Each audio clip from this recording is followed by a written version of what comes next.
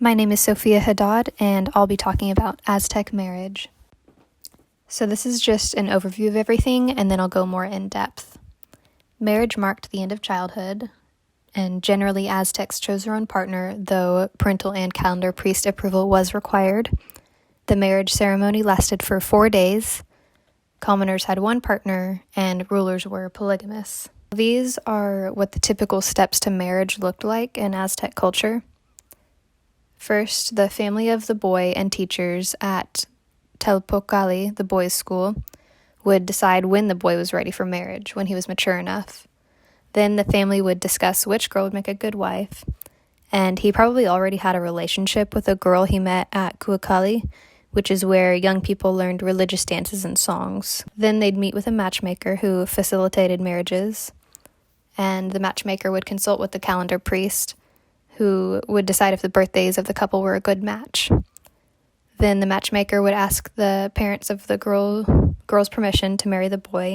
The calendar priest would then decide on the best day for the ceremony, which were reed, monkey, crocodile, eagle, and house. And then both families would spend days preparing for the marriage, and the day before the ceremony is when all of the guests were invited.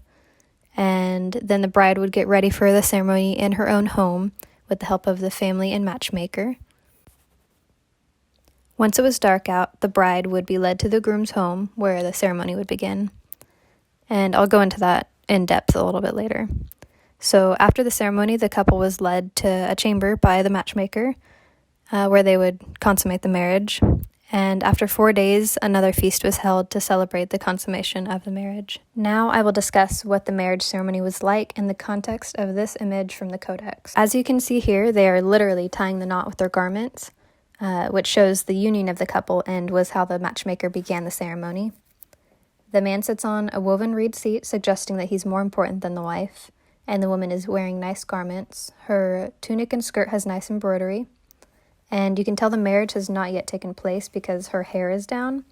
Upon consummation or after her first child, she'll wear it braided and wrapped around her head. Above the couple is a hearth, the heart of the Aztec home, and where every family made offerings to the earth and gods before a meal.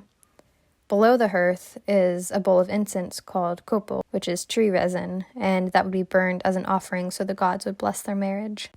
The section in the middle of the image depicts the food and drink served. A basket of tamales is on the top left, and turkey drumsticks and turkey head are on the top right. This was only eaten on important occasions like weddings. And there's pulque in the vessel, which is marked by small dots to show frothiness, and a U-shaped design to reference the pulque god's nose ring.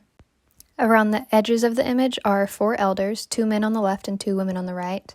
They're shown with wrinkled faces, white hair, and toothless mouths. The men are on the seats, but the women are not. This again shows the men's importance versus women. And speech scrolls coming out of their mouth denote the elders giving advice to the couple.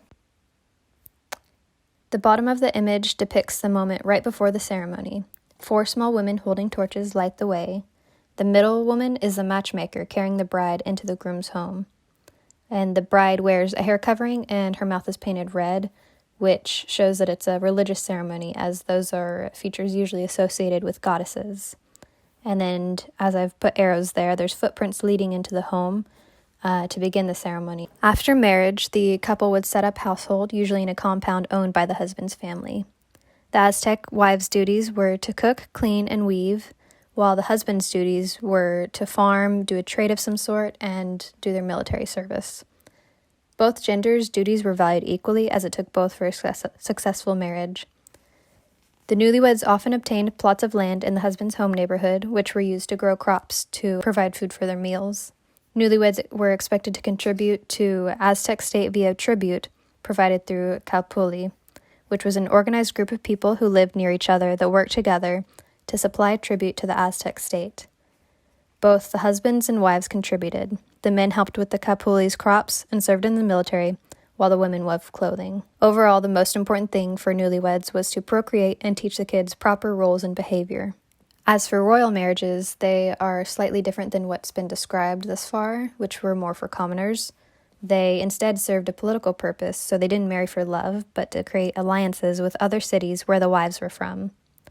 They had more extravagant gifts and food at the ceremony, the rulers took multiple wives, and the Aztec rulers had one principal wife, and her kids were favored for the throne upon their father's death. However, all of the rulers' kids were considered noble. Noble sons not in line for the throne had highly respected jobs, like priests, administrators, judges, military captains, and scribes, while noble daughters generally married off to rulers of other cities. However, the duties of royal wives were very similar to commoner wives. To wrap it up, this is just some other information that I found interesting, such as adulterers were punished by stoning. Obviously, that excluded the polygamous rulers. Homosexuality did exist, though it's unclear what the Aztecs' position on it was, because many sources on their culture come from the Spaniards, who thought it was a sin. Some sources show that gay people might have been punished by death, while others imply acceptance but not approval. And asexual people, or those just not interested in marriage, likely chose religious jobs, since priests and priestesses did not marry. I hope you enjoyed this lecture and learned something. Thank you.